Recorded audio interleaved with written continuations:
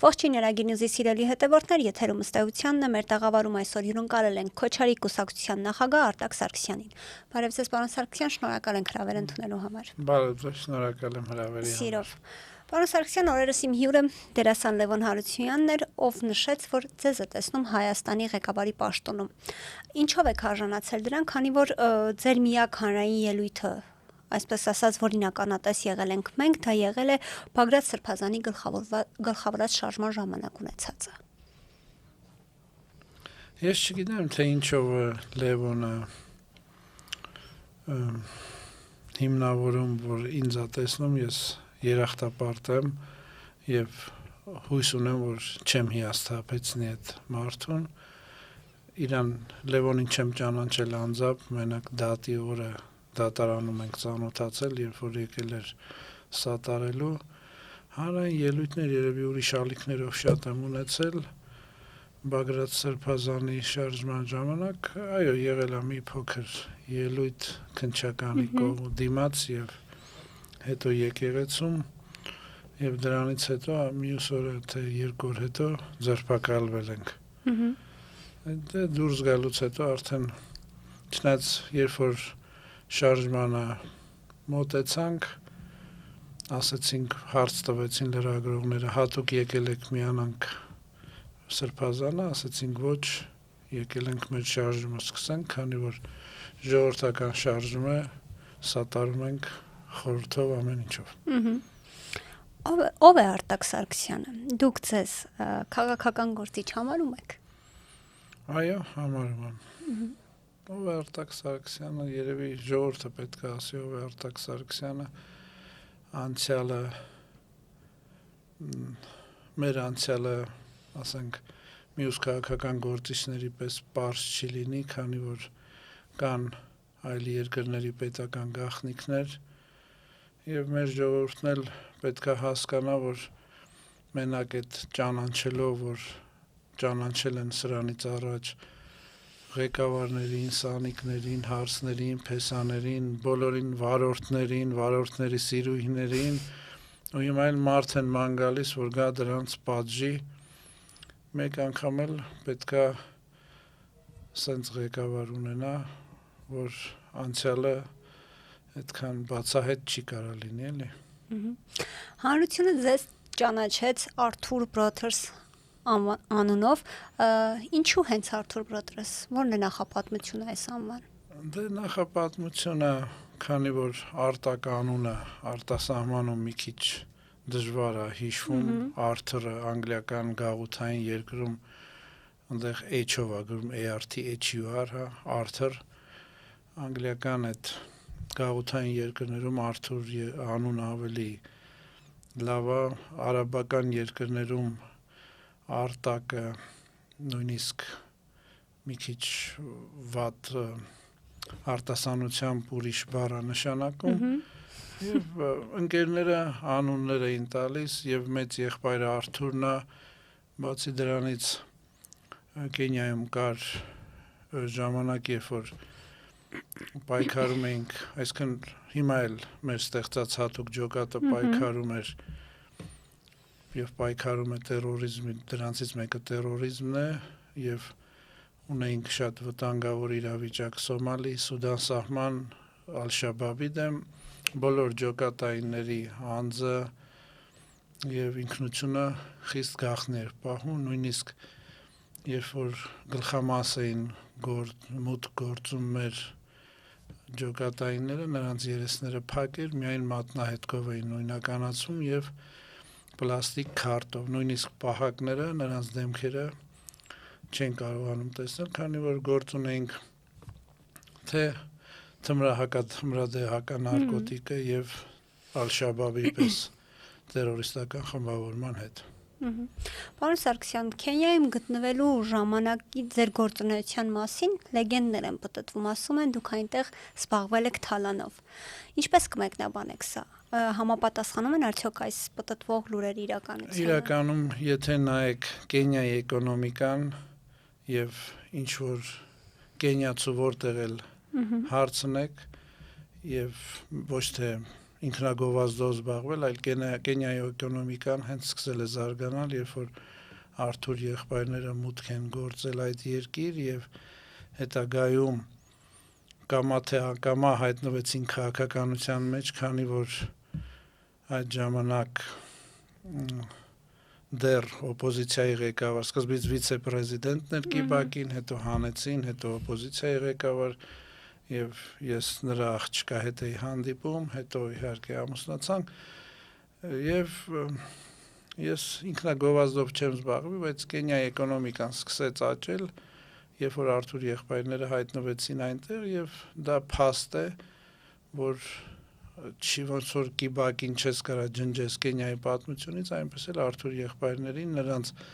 դերը թե անվտանգության, թե էկոնոմիկայի զարգացման համար չես կարող ջնջել։ Հիմա Թալանով զբաղվել ես առաջի անգամ ճիշտ ասած լսեցի, ուրիշ բաներ էի լսել։ Այո, ուրիշ պատմություններ կան։ Հիմնականը հիմնված էր օպոզիցիայի ղեկավարի Ռեյլա Օդինգա լուսահոգին, որը որ վերջերս մեռավ։ Ռեյլա Օդինգան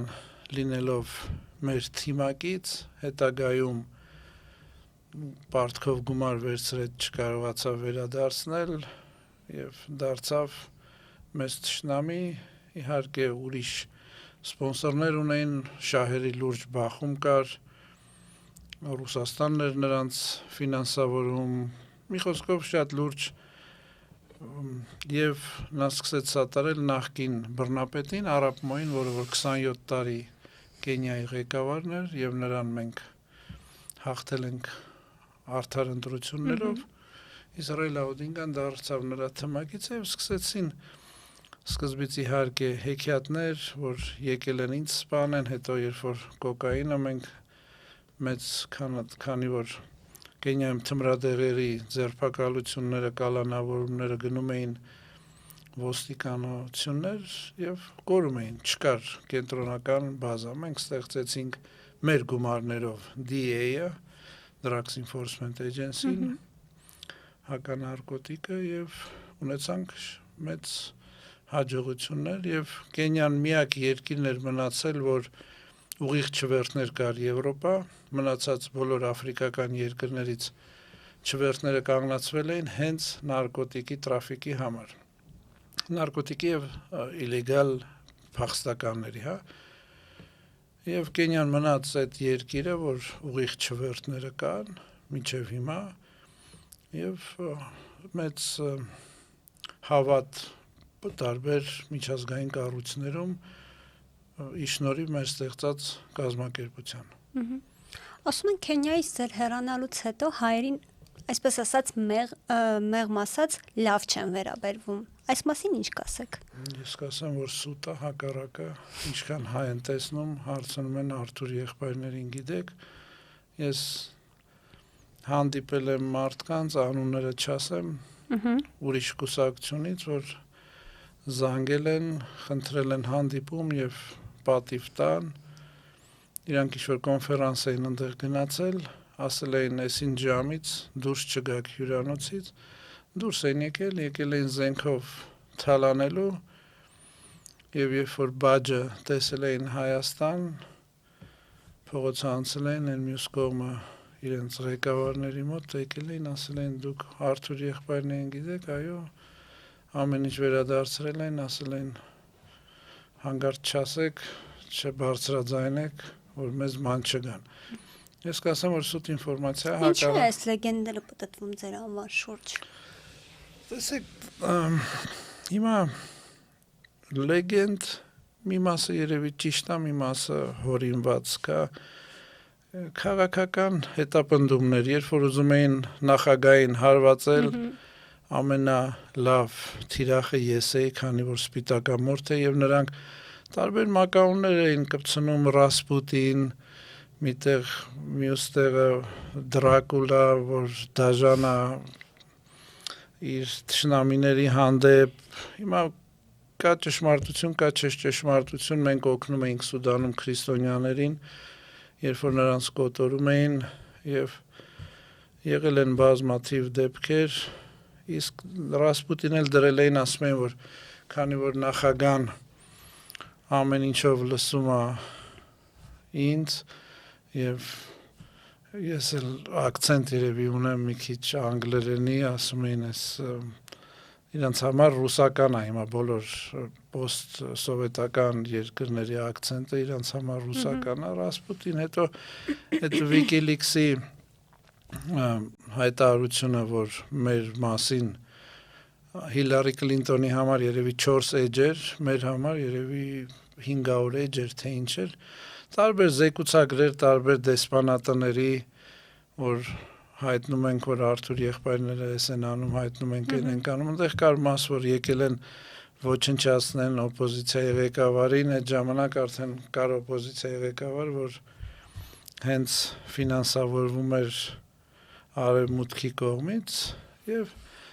ասեմ, որ հենց այդ դեսպանատները, ով որ զեկուցագիր էին գրում,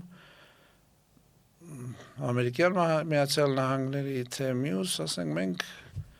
լավ համագործակցել ենք, օգնել ենք Օբամայի այցնենք կազմակերպել անվտանգությունը, մենք էինք ապահովում նախագահ Օբամայի եւ օգնել ենք բացահայտելու այդ Նայրոբիի եւ Տանզանիայի դեսպանատների պայթյունները, մի խոսքով դրանցից ոմանք, երբ որ WikiLeaks-ը հրապարակեց, եկան ներողություն խնդրեցին, ոմանց տեսել եմ ուրիշ երկրում, ուրիշ դեսպանատունում աշխատելուց ներողություն են խնդրել, դե կա այդ ամերիկյան ձևը, որ nothing personal, just a business, հա, այդ բանաձևը կա իրանց մեջ, նույնն էլ, ասենք, դեսպանատների աշխատանքները տեսել եմ եւ անձամբ մեղադրել եմ ռուսական դեսպանատանը, որ այս զեկուցագրերը, որ գրվում է, այս քաղաքական գործիչը, այն քաղաքական գործիչը ժողովրդի մեջ հարգանք է վայելում եւ Ռուսաստանը ընդհանրապես կտրված է իրականությունից եւ իմ թիմակիցը դա ռուսերեն ասեց եւ Ռուսաստանը Կիրիենկոին նշանակեց իբր որ հասկանան ինչա կատարում, բոլոր դեսպանատները նույն ձև են աշխատում, կապ չունի Ռուսաստան, Ամերիկա Եվ ինձ թվում է ամենաշատը WikiLeaks-ից եկավ, որ այդ WikiLeaks-ը ավելի շատ Արթուր եղբայրների մասով որ անդրադարձեք, հենց թե Հիլարի Կլինտոնին կամ մի այլ պաշտոնյայի։ Եվ դրա համար ինձ թվում է մի քիչ ավելի շատ գումարած օպոզիցիան, գումարած, ասենք, մենք սկսեցինք Կենիայի արտաքին պարտքը հետ վճարել 30%-ը մեր բիզնեսներից։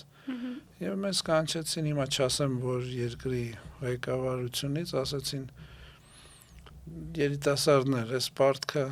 տրված չի, որ հետ վճարեք, տրված է, որ ազգը ստրկանա, միա ձեզ կարգի հավաքեք։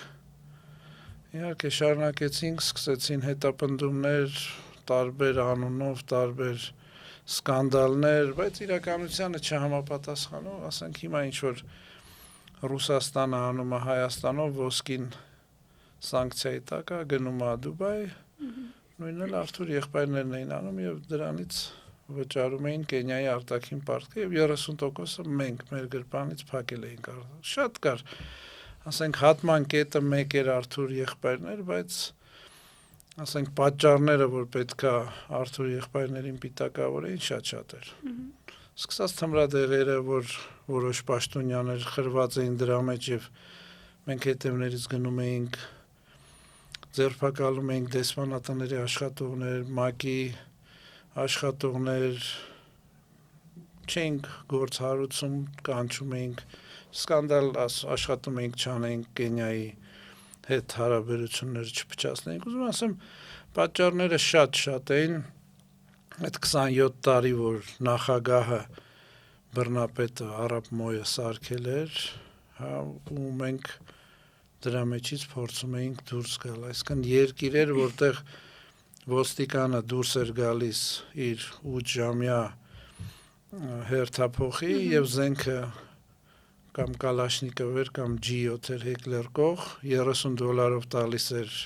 վարձով, որ մարդիկ գնան, կողոպուտ կատարեն ու վերադարձնեն ու կողոպուտի ահազանգին էլ ինքն էր գնում, որ կիսվելուց հասկանար, տիրոջը հարցնում էին ինչքան են թալանել, ուզում ասեմ, որ չխափեն, հա, տենց երկիր էր ու փոխեցին, դարձավ շատ ապահով երկիր, որ տուրիստները չեն վախենում գալիս են, իսկ առաջ սարսափելի երկիր էր։ Մեր շքախումբը, ասենք Փաշինյանի հինգապատիկն էր, մեր, էլ չասած նախագահինը, մյուս պաշտոնյաներինը, Փաշինյանի հինգապատիկը ու բաց մեքենաներով նույնիսկ այդ արպե գրանատամյոտ, դրանցով շքախմբի մեջ այտենց զինված մարդիկ կային։ Այտենց երկիր ենք վերցրել ու փոխե սարքել ենք շատ հաստատուն, կայուն, անվտանգ երկիր։ Պարոն Սարգսյան, Քենիայից սահուն վերադառնանք հայաստանյան իրականություն, Նիկոլ Փաշինյանի վարած քաղաքականության մեջ, ինչը ձեզ դուր չի գալիս, որ ցանկանում եք հեռացնել նրան եւ ինքներդ գաք իշխանության։ Նախ ծառայության գանք, մենք իշխանության չենք գալիս, մենք ասել ենք, որ պաշտոնը դա ծառայություն է եւ մենք ծառայության ենք գալու։ Շատ բաներ դուրս չի գալիս, իհարկե Արցախի հարցը, էկոնոմիկան, այս փախստականների հարցը, պատճառները շատ են։ Արցախի ձախողումները, այս մանիպուլյացիաները, որ հիմա ընթանում է, ազգային ինստիտուտների քանդումը, ազգային ժառանգության մոռացության տալը, այս վերջի 120,000-ից ավել փախստական մենք չենք ասում, ստրուկ ենք ասում, ստրուկների գալը, քանի որ մարդուն երբ որ սեփականության իրավունքից զրկում ես, դա արդեն ստրուկ է դառնում։ Այսինքն արցախցիների հիմա ստրուկներ են։ Իսկ ինչով են տարբերում։ Մարդկությունը ստրկությունից հրաժարվել է, երբ որ տվել է սեփականության իրավունք։ Մարդկանց իրանց տեղից տնից կտրել են սեփականությունից եւ ոչ մի ռեպարացիա չկա։ Բա ինչով է տարբերում այդ մարդը ստրկից։ Պիտակ են դրել փախստական, նա ինչ փախստական։ Հողը տվել եք, ռեպարացիա վերցրեք, այդ մարդկանց փողը տվեք, միտեղ մի բան առնեն, ոչ թե մուրացկանի կարգավիճակով, ստրուկներին նույն ձև ուտելիք էին տալիս միտեղ, որ գոյատևեն։ Ստրուկից ոչ մի բանով չի տարբերվում։ Մենք պետք է սկսենք խոսալ այդ իրավական լեզվով, որպեսզի հանրությունը հասկանա տարբերությունները, թե չէ ամեն ինչ շփոթված է։ Ինչ կանենք մենք, հասկանում եք, որ շատ չգնանք հետ ինչ անել, գանք նույնիսկ այս վերջի իրադարձությունների այդ 120,000-ին։ Նախ երբեք չեմ արդարացրել այդ 120,000-ի Հայաստան գալը։ Պետք է Ստեփանակերտը հանձնեցին, գային Լաչին, գան Քելբաջար սարերը, դիրքավորվեն, 3 օր դիմադրեն։ Փաշինյանն է պետք է գար մերպես մարդկանց կամ ուրիշ մարդկանց, խմբակներ ուղարկեր այնտեղ եւ աշխարհը կխառնվեր։ Սահմանը պետք է չբացեր։ Մարդիկ ինչքան էլ հիմա մեր հանրությանը դուր չգա։ Ես լինեի նույնիսկ Ստալինի պես կարող է գնդացիրներ դնել, որ այդ մարդիկ չգային հետ։ Այսինքն արցախցիներին թողային բախտի քմաճույքին։ Իսկ ինչու բախտի քմաճույք։ Որովհետև փաստացի ադրբեջանցիները Ադրբեջանը կարող են մորթել այդ մարդկանց։ Տեսեք, անզեն բնակիչներ, քաղաքացիներ, ովքեր չունեն։ Տեսեք, եկեք Եգիպտոսին նայենք, հա, սահման չի բացում, որպեսզի պաղեստինցիք գնան։ Դա արդեն ոչ թե ինքնության հարց է։ Երբ որ 44 օրյա պատերազմը կապիտուլյացիա տվեցին, Հայաստանի Հանրապետության վարչապետը հասկանալով, որ կապիտուլյացիա է գնացել եւ Ստեփանակերտը հանձնելով, արդեն նա ոչ թե Ստեփանակերտն էր պաշտպանում, այլ Հայաստանն էր պաշտպանում։ Նա պետքա սահմանը չբացեր։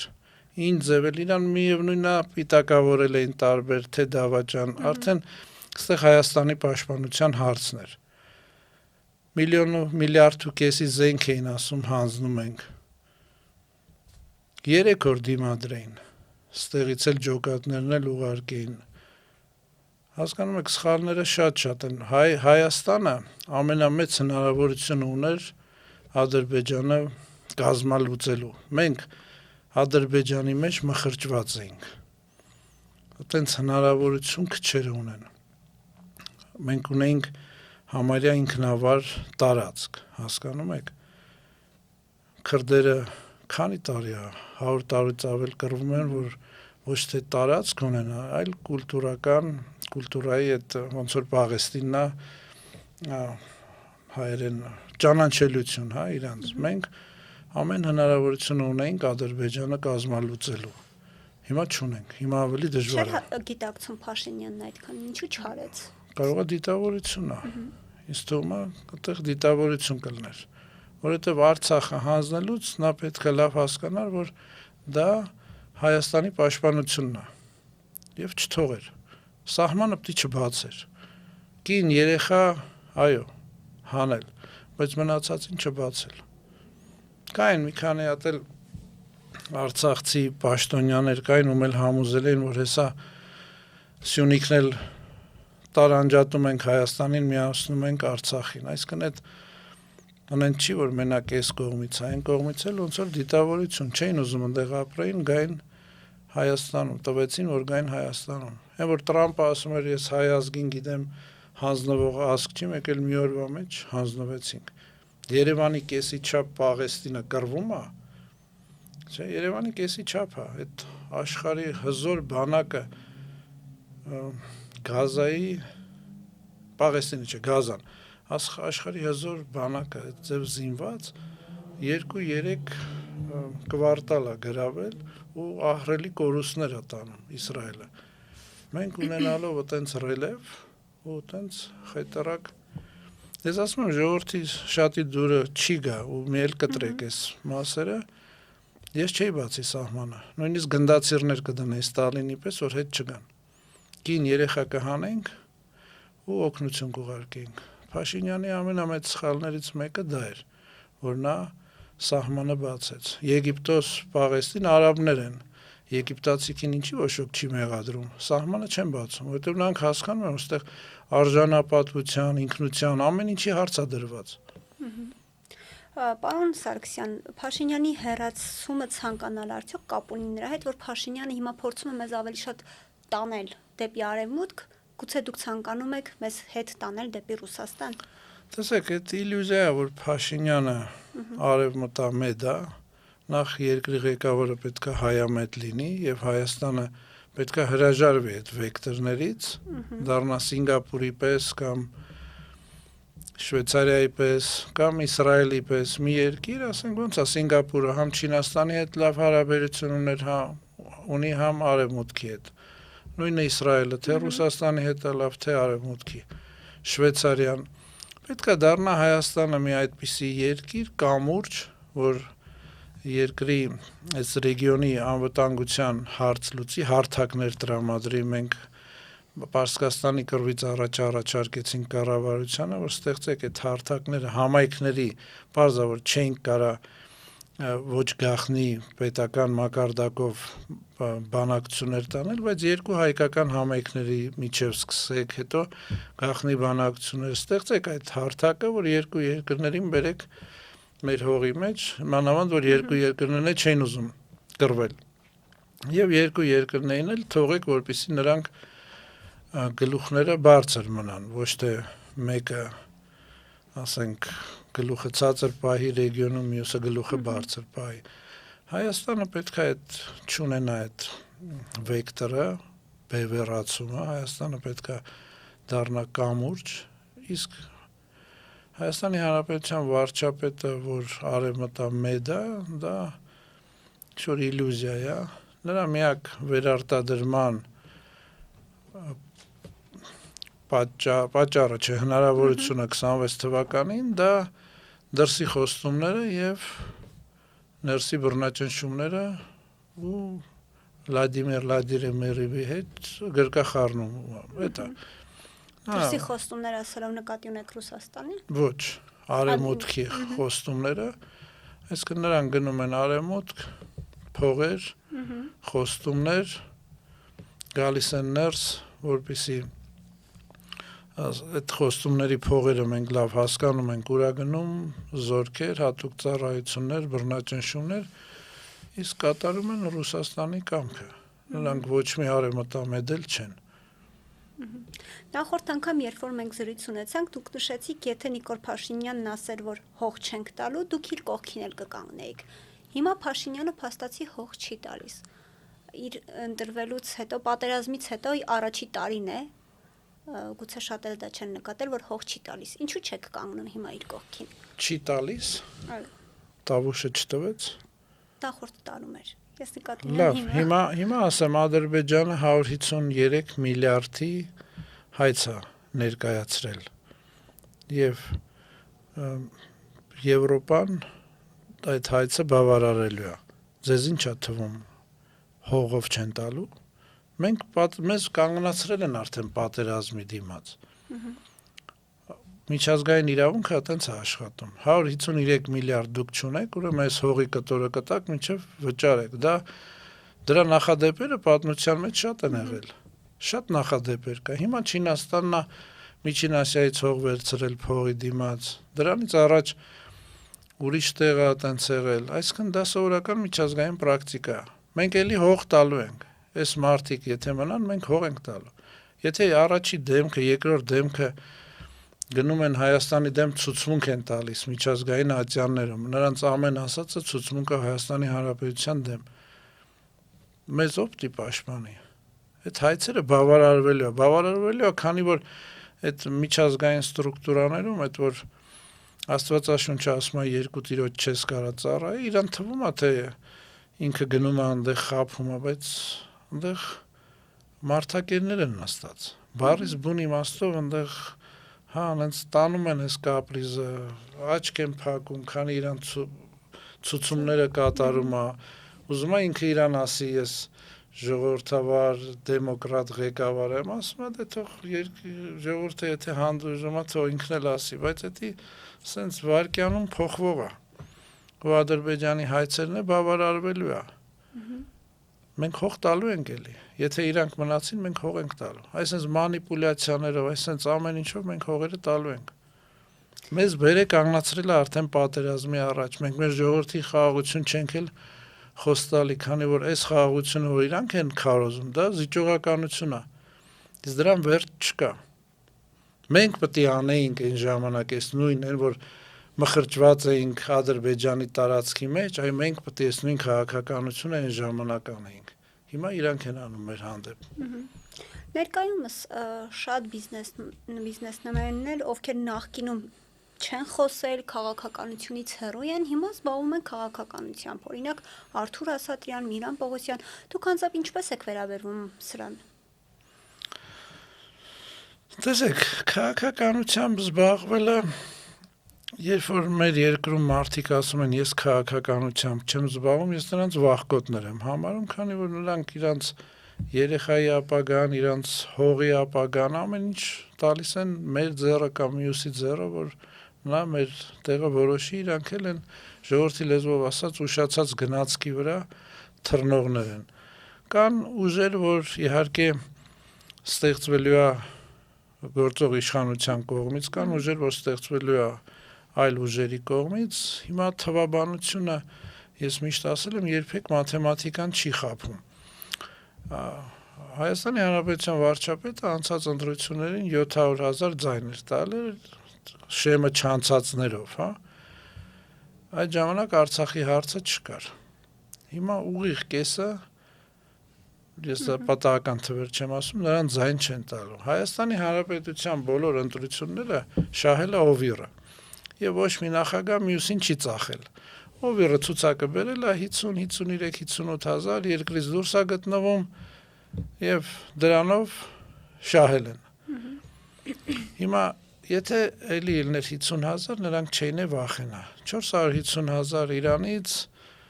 երկրորդ նախագահան ինչ կհավաքի, երրորդ մենք այդ թվերը ունենք,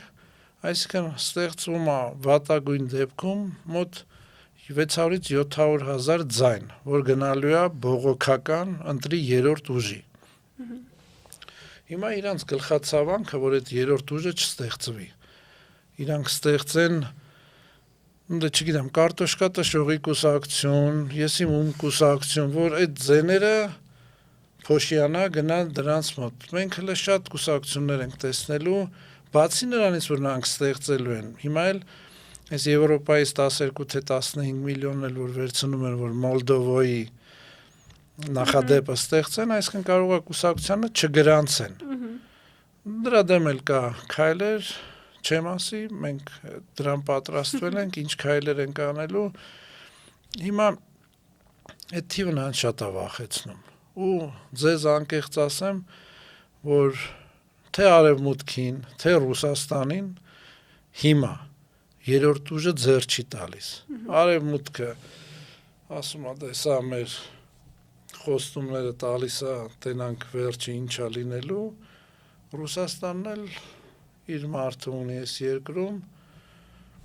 հույս է ունենալու, որ այդ մարդն է հաղթելու, այսինքն ռուսերեն շիլը նամիլը, հա, այդ է լինելու։ Հիմա այս թիվը իրանց շատ է վախեցնում։ Այդ քաղաքական գործիչներ կհայտնվեն, ես չգիտեմ, այնտեղ տեսնում ենք տարբեր կուսակցություններ են ստեղծվելու են, բայց իրականում մեծ մասը լինելու է դիմակով գործող իշխանություն։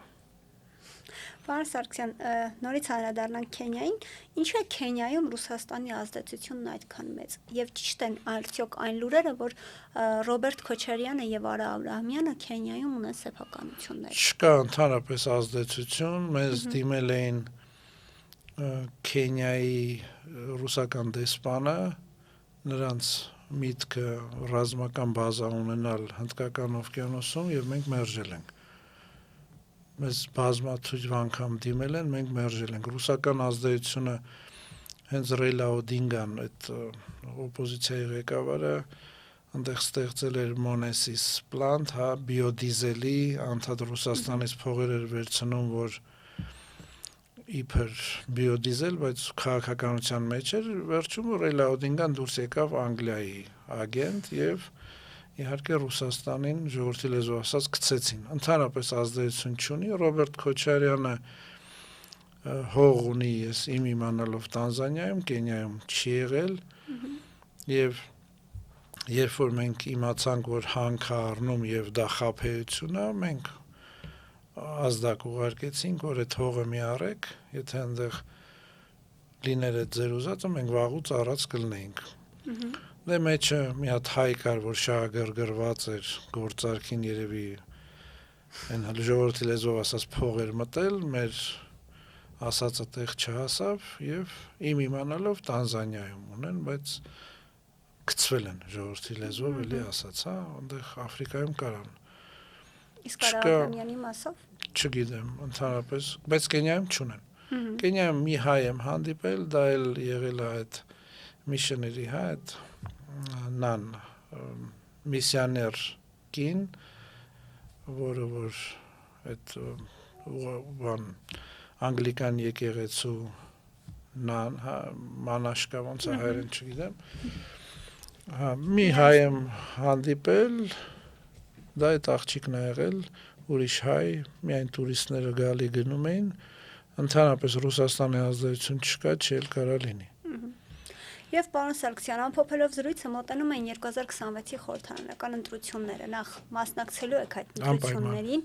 եւ մասնակցության դեպքում, եթե ելքը կախված լինի ձեզնից, ձեր կուսակցությունից, ում կաջակցեք, դուք Ռոբերտ Քոչարյանին թե Սամվել Կարապետյանին։ Ոչ մեկին։ Ես ոչ միտեղ ընդդիմադիր չեմ տեսնում։ Եթե Ռոբերտ Քոչարյանը մնում է դա էլի Փաշինյանին ուժեղացնում է, այսինքն վերջ, ես ուզում եմ 3 նախագահ հավաքվեն իրար գլխի, ժողովուրդը հասկացավ։ Նոր բան չեն ստեղծելու, նրանք ժողովրդին ասելու բան չունեն։ Սամվել Կարապետյան նախ դեռ շուտ ասել ինչ կստացվի երկքաղաքացի այդ մարդը երկքաղաքացի չի, մեր գլխին Իվանաշվիլի են բերում, վերջում կասի մեր թեկնածուն էսա, մարդիկ խոսում են բարեփոխումների մասին, 10 տարի հեծը իրանց ձեռքում էր, բարեփոխում չտեսանք, հիմա 10 տարի էլ երկիրը տանք այդ մարդկանց, դա արկածախնդրություն է։ Եղբոր տղան այդ երիտասարդը հրապարակումներ անում, ասենք կոմունալները չեն կարողանում վճարել այսքան մարդ Հայաստանում, բա 10 տարի ես հարևաններ ունեմ տարիքով, որ ամոթել ասել, ասենք իրանց լույսի փողը վճարում ենք, որ ձմեռը այդ մարդիկ, բայց ուր էիք, ասենք, չեք տեսել, կամ գնում են սահմանամերձ, ասում են, ես ենք անում, ես ասում եմ, մի հատ ստոլբեքը նկարեք այդ փայտից, հա, ռելսի վրա, որ սսահմի ժամանակվանից կա, այդ ձեր օպերատորները, որ սահմանամերձում խոսում են, մի հատ նկարեք, ցույց տվեք, բա ուր է այդ ձեր, այդքան էլ փող եք վերցրել, ես ոչ մեկին էլ չենք միանալու, մենք մեծամասնություն ենք լինելու, այդ ձեր ասած մարդկանց ես օպոզիցիա չեմ համարում, Սամվել Կարապետյանի դեպքում ընդհանրապես դեռ էլի եմ ասում, անհայտ ինչ-որ ուժ է ձևավորվում, մարդը երկքաղաքացի է, կեղծիքով է գալու, ոնց որ ձեր նշած ղեկավարը Արցախի քաղաքացի եկավ դառավ Հայաստանի ղեկավար, թե մեր նախկին նախագահի պես, որ այսքան կեղծիքով է գալու դառնա, թե Իվանաշվիլի է մեր գլխին գալիս վերջում ասի մեզ ձեն տվեք, հետո ասեն մենք մեր տեխնացուն ինչ-որ անձնավորությունա, որ ժողովուրդը չեր ընտրի, հետո բլոկներ ձևավորվելու է, մենք տեսնելու ենք մի բլոկ գնալու է զուգահեռ, բայց հետո միանա, բլոկներ ձևավորվելու են միասին, դեռ շուտ է ասել, որ պետությունը ֆալստարտ է տվել, սա բառից բուն իմացով ֆալստարտ է, պետությունները անում են դա իրենց կառավարվող ընդդիմությունների հետ, որպեսզի օպոզիցիան սպառվի, թե ռեսուրսներով, թե ամեն ինչով, եւ ժողովուրդը հիասթափվի։ Իսկ ժողովրդի հիասթափությունը դա պետական ամենամեծ օրակարգն ու հաղթանակն է։ Այսինքն, այս ֆալստարտը, որ հիմա գնում է, թե իբր ընտրարշավը սկսվել է, ով իրական ուժերից սրան խափնվեց, նա սպառվելու է եւ ժողովրդին է հիասթափեցնելու է։ Ժողովրդի սպասումը, որ հեսա մի բան պիտի փոխվի, բայց իրական ընտրարշավը Հայաստանում ինձ թվում է փետրվարից նոր կսկսվի, սա ֆալստարտ է, որ իրական ուժերին տանելու է սպառման եւ ժողովրդին հիասթափեցման։ Շնորհակալ եմ պարոն Սարգսյան զրույցի համար։ Ես եմ շնորհակալ։ Իմ հյուրն էր Քոչարի կուսակցության նախագահ Արտակ Սարգսյանը։ Կհանդիպենք։